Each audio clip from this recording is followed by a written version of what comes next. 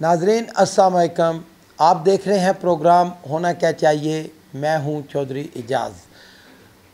छुट्टियां ईद की ख़त्म हो गई हैं, लेकिन यूँ ही छुट्टियां ख़त्म हुई हैं गो के आज पहला वर्किंग डे है, लेकिन पाकिस्तानी कौम जैसे मजाज के मुताबिक ज़्यादातर पाकिस्तानी आज भी ईद ही मना रहे हैं।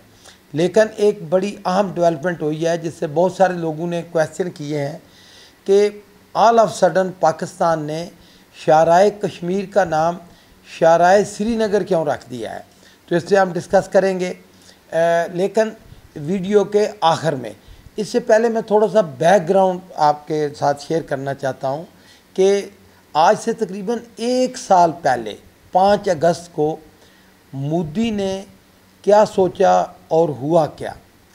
नाजरीन, आज जो कुछ जिस तरह के हालात मोदी, जिसको हिंदुस्तान का हिटलर भी कहते हैं, या हिंदुस्तान को जो सूरत हाल जिस तरह के हालात का सामना है, अगर 1 साल पहले उसका अंदाज़ा भी होता तो यकीनन मोदी वो फ़ैसला ना करता जिसने पूरी दुनिया की सियासत को तकरीबन बदल के रख दिया है। नाजरीन, 5 अगस्त को बज़ाहिर मोदी ने अपना एक जो इंतखाबी वादा पूरा किया कि मैंने जो कश्मीर है उसको हिंदुस्तान में ज़म करना है। हालांकि तारीख़ी हक़ाइक़, अवाम मुत्तहिदा, हर तमाम जो रेज़ोल्यूशन है UN की, वो सारी आलमी सियासत सब कुछ को उसने एक तरफ रखते हुए यक तरफ़ा फ़ैसला किया कि, और उसने तमाम कश्मीरियों को जो इंडियन आइन के अंदर जो स्पेशल उनके हकूक़ मुतय्यन थे सब को ख़त्म करके असल मंसूबा क्या था।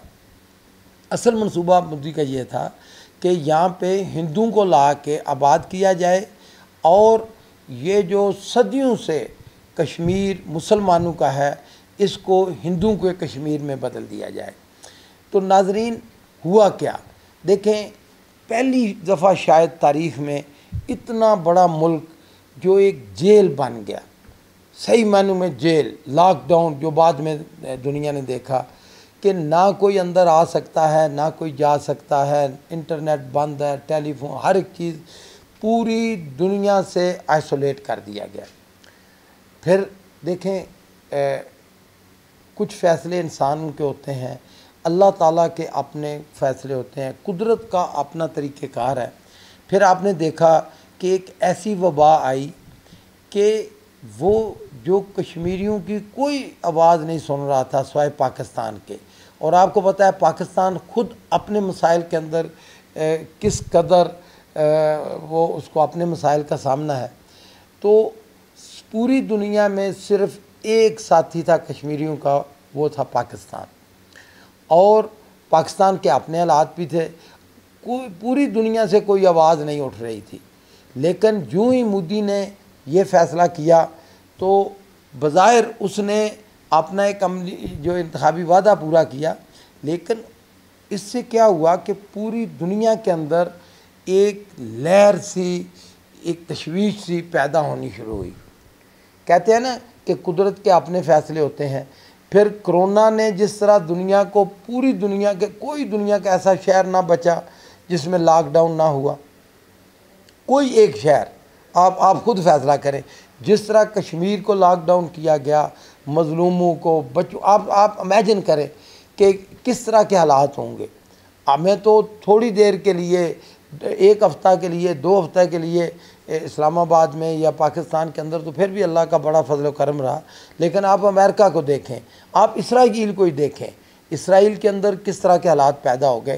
तो पूरी दुनिया जो इस कर्ब से गुज़री और ट्रिलियंस ऑफ डॉलर, आज अभी इसका जितना नुकसान हुआ है ना कोरोना से, इसका कोई भी इकोनॉमिस्ट, कोई भी चार्टर्ड फर्म अभी तक इसका अंदाज़ा नहीं कर सकी, क्योंकि नुकसानात जारी हैं।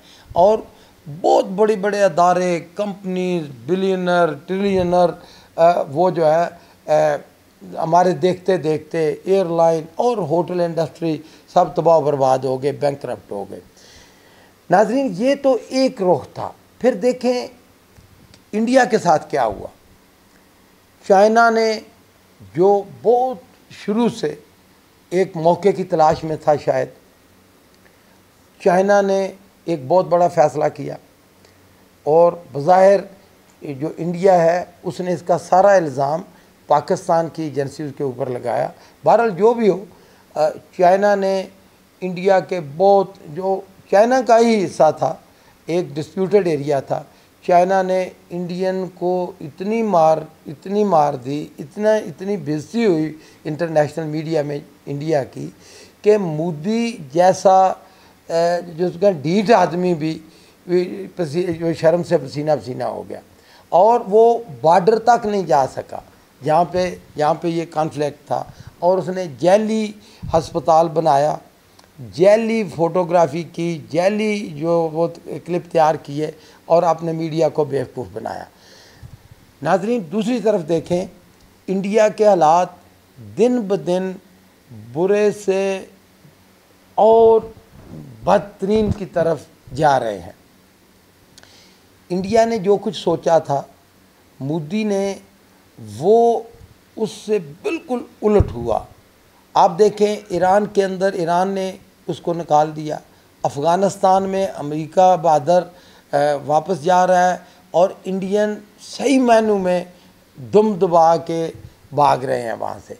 हम तो चाहते हैं, पाकिस्तानियों की तो मुझे एक जो सफारतकार की बड़ी ही अच्छी लगी बात कि उसने कहा कि हम तो चाहते हैं कि इंडिया जो है ये कुछ देर अफ़गानिस्तान में रहे, लेकिन आपको पता है कि उनकी जो फ़िलासफ़ी है इंडिया की या बर्मन की, या वो क्योंकि वो एक तारीख़ी तौर पे और उनकी जो बुज़दिली और कमीनगी और छोटापन जो है ये उनकी फितरत के अंदर शामिल है।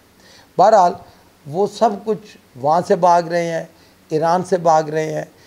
एक भी हमसाया, सबसे बड़ा जो उनके पास जिसको कहते हैं ट्रम्प कार्ड था, वो था बांग्लादेश।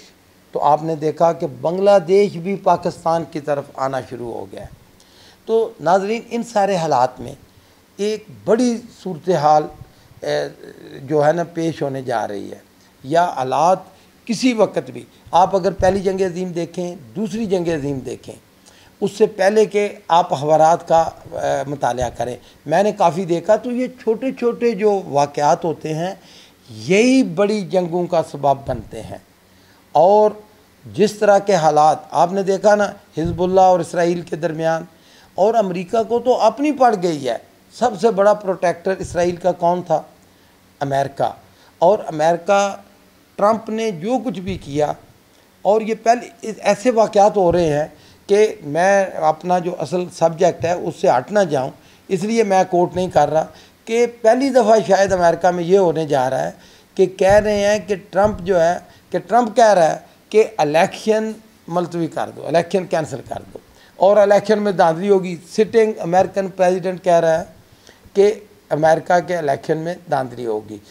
क्या चीज़ है उसके पीछे? खौफ। इसराइल एक ऐसी कैफियत से दो चार है जो शायद पहली दफ़ा इसराइल को इसका सामना है। वो कैफियत नाजरीन ये है कि आपको नहीं पता कि किस तरह के हथियार जो है दुनिया में बन चुके हैं। ये जो कोरोना है ये तो इसकी एक मामूली सी झलक आप समझें इसको। तो यू नेवर नो कि कश्मीर ही तीसरी आलमी जंग का सबब बने। जिस तरह के हालात पैदा होने जा रहे हैं नाजरीन, मैंने वीडियो के शुरू में कहा था कि पाकिस्तान ने कश्मीर हाईवे का नाम, शाहराह कश्मीर का नाम शाहराह श्रीनगर रख दिया है। तो बहुत सारे दोस्त क्वेश्चन कर रहे थे कि इससे क्या फ़ायदा होगा। नाजरीन, शायद आपको इल्म हो कि कश्मीर तो वैसे ही पाकिस्तान है। कश्मीर तो पाकिस्तान का है, कश्मीर जिसको हम आज़ाद कश्मीर कहते हैं। तो इंडियन ये कहते थे जी कि ये शाहराह कश्मीर जो है वो उनके अपने कश्मीर का नाम है। पाकिस्तान की हुकूमत ने बड़ा जुर्तमंदाना फ़ैसला किया, इसके बड़े दूरस नताइज होंगे। शाहराए श्रीनगर का मतलब है कि अब हुकूमत पाकिस्तान ने फ़ैसला कर लिया है कि हम पाकिस्तान अग्रेसिव मूड में होगा, श्रीनगर लेना है।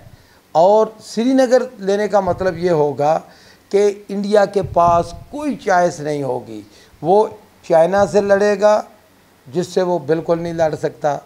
अगर वो यहाँ उसने लेटेस्ट ये न्यूज़ आई है कि उसने और अपने ट्रूप कश्मीर में भेजे हैं और फ़ौजें कश्मीर में भेजी हैं, तो भेजता रहे।